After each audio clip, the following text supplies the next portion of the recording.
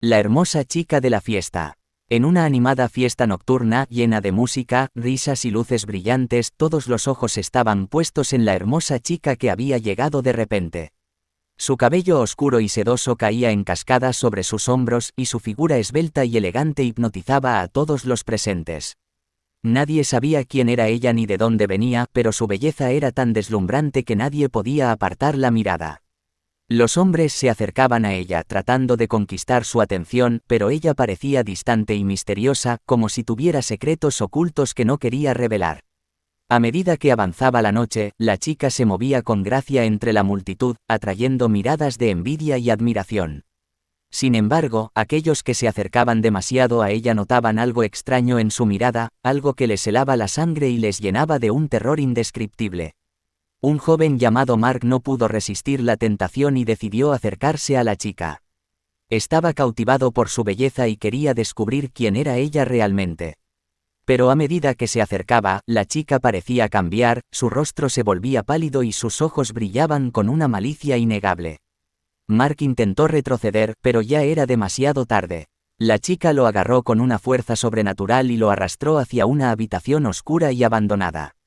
El miedo se apoderó de él mientras se daba cuenta de que la hermosa chica no era lo que parecía, era un ser maligno sediento de sangre. En la habitación, Mark vio horrores inimaginables.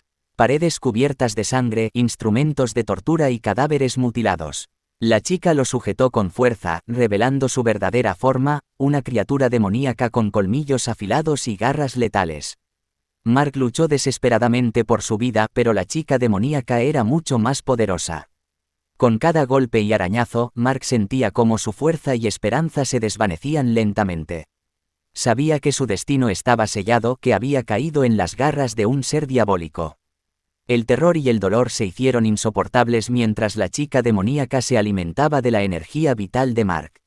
Su risa malévola llenaba la habitación, resonando en su mente hasta el último aliento de vida que quedaba en él.